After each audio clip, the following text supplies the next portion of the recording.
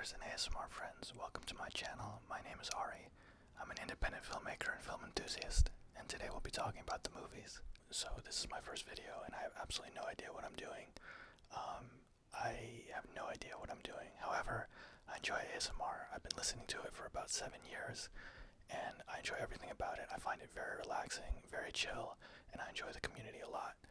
So I figured I would contribute to it in some way. So my idea is to mix movie-related content and movie reviews with ASMR, to do movie-related content, movie reviews, movie analysis in an ASMR style. That is something that I think will be unique, or I hope is unique, and I think it'll be a fun way to have a conversation about movies. So let's get into it. The topic for today's video is underrated movies. So I'd like to highlight 5 movies that I've selected. 5 movies. So the topic for today's video is underrated movies. I've selected 5 movies that I think are very underrated, extremely underrated, or misunderstood, underappreciated. Films that came out and kind of got lost in the shuffle during their initial theatrical release, and they deserve a little bit more attention and more love, and I want to recommend them to you so they can enrich your life in some way.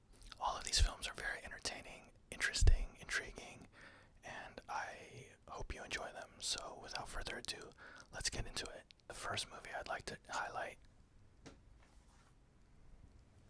is a film called Somewhere, directed by Sofia Coppola. Sofia Coppola is one of my favorite directors of all time. She's the director of Lost in Translation and Marie Antoinette. Those are probably her 2 most famous movies, and probably her 2 best films actually. But Somewhere is an extremely underrated film in her filmography, and it came out in 2010. It won the Golden Lion at the Venice International Film Festival, but when it came out in theaters, it kind of just came and went. It didn't really have a lot of attention. It didn't have a lot of press. It had a very limited theatrical run, and it's too bad because this is an extraordinary film. So let's read the back of the Blu-ray. Stephen Dorff and Elle Fanning star in Academy Award winner Sofia Coppola's witty and moving story about the special bond between a father and his daughter. Actor Johnny Marco is leading the fast-paced lifestyle of a tabloid celebrity. He's comfortably numb with his life of women and pills when his 11-year-old daughter, Cleo, unexpectedly arrives at his room at Hollywood's legendary Chateau Marmont Hotel. Their time together encourages Johnny to re-question his life in ways he never expected. This is a very subtle father-daughter relationship film. It is done in a very minimalistic style, like all of Sofia Coppola's movies, Lost in Translation, Marie Antoinette, this one. But this is very minimalistic, even compared to those 2 films. It is, and it's a film about behavior and body language and expression. And what I love most about the film is that the dialogue is almost secondary to the plot and story. There is a lot of dialogue in the film, obviously, but the dialogue really isn't necessary. You can tell everything that's going on in the film just between the characters' eye contact and body language, and just subtle moments and subtle visuals that tell the story. One of my favorite scenes in this film is a scene where Stephen Dorff is watching Elle Fanning ice skate, and you can tell that he's watching her ice skate, and you can see that he's lost time in their relationship and that he has regret about missing out on her life. And it's all done subtly through, again, body language and visuals. He's just watching her ice skate, and the expression on his face, the way it changes, the way he listens to the music that's playing in the background. It is beautiful. It's so subtle and so tender and moving. This movie builds to a gradually moving finale. I'm not going to spoil it, obviously, but if you like movies that are about family and father-daughter kind of relationships, dynamics, this has a very moving finale. Somewhere is a delicate film. It's a subtle film. It's an exceptional film. This is a near masterwork to me. I think it's one of Sofia Coppola's best movies again, probably her 3rd best movie, which is saying a lot because her filmography is extremely impressive. She's one of my favorite directors. Somewhere is highly recommended, and you should check it out. Somewhere. Alright, so the next movie on the list, Dark City by director Alex Proyas. Let me read the back of the DVD, of the Blu-ray, When John Murdoch, played by Rufus Sewell, wakes up with no memory at the scene of a grisly murder, he soon finds himself hunted by the police, a woman claiming to be his wife, and a mysterious group of pale men who seem to control everything and everyone in the city. Dark City is an exceptional film. It is a science fiction film noir, drenched in the noir aesthetic. Before I get into the film, it's very much worth noting that there are two versions of this film. There's a theatrical cut that came out in 1998, and then there's the director's cut, which is now available on Blu-ray, and I think also on Amazon Prime. Watch the director's cut of the film, because the theatrical cut actually spoils the plot twist. In the opening narration, the studio thought the film was too confusing when it came out in theaters in 98, so they added a voiceover that basically spoils the plot of the movie right up front. So the director's cut took that out and lets the plot unravel, and it obviously is much more mysterious and intriguing because of that. So watch the director's cut of the film. Make sure you watch the director's cut. I cannot stress enough how much better the director's cut of the film is than the theatrical cut. It moves better, it feels better, the film is better paced. It just feels like the complete story and the complete film. So watch the director's cut of Dark City. This is a sci-fi film noir. It is drenched in the noir aesthetic of the 1940s and 50s. So if you like film noir from the 40s and 50s, you're gonna be right at home with this film. It is all about dim lighting and dark clothing and shadows and fear and an ominous presence and intrigue and this great, crazy sci-fi twist about questioning the nature of reality. Much like films like The Matrix or The Truman Show or Existence, it's right in line with those films, and it came out actually right around that time that those films came out. It actually precedes The Matrix by a year.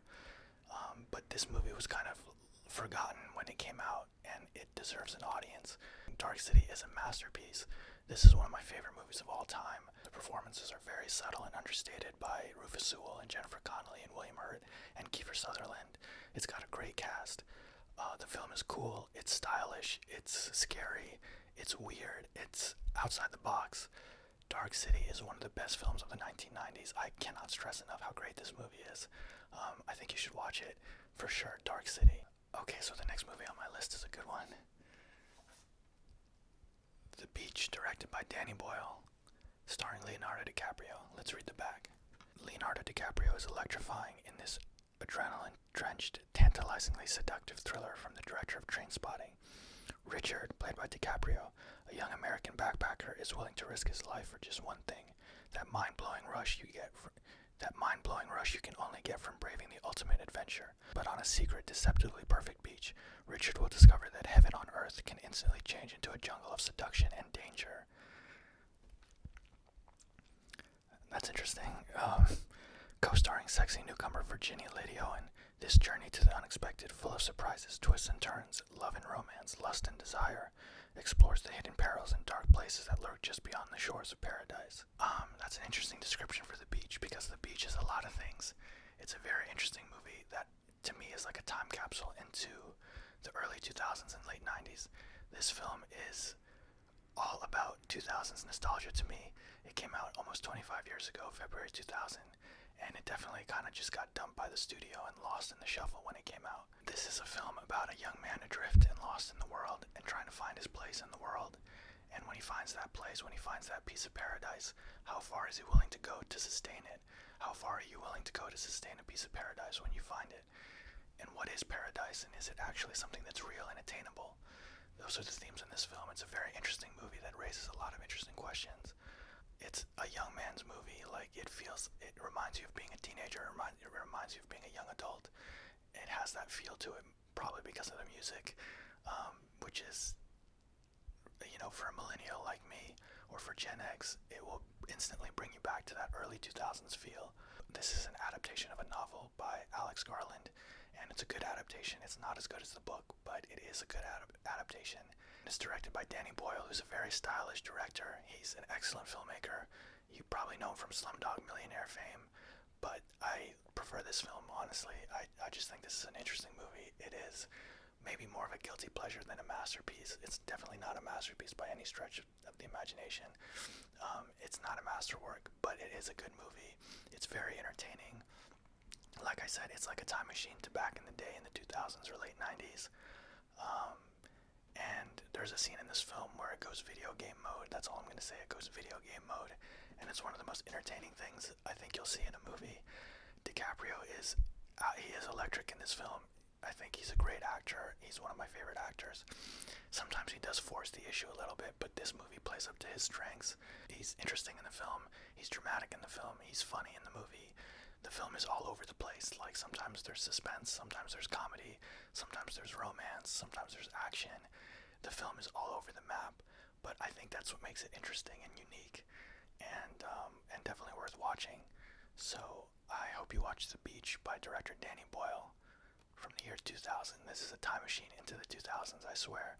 And I think if you like 2000s nostalgia, you will like this movie. So The Beach, highly recommended. Okay, the next movie on the list, Ronin by director John Frankenheimer. This film came out in the year 1998.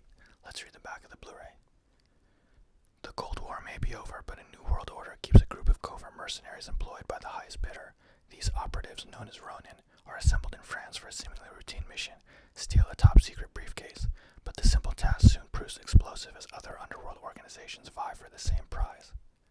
So Ronin is an action film from the 1990s, but it's a most unusual action movie from the 1990s.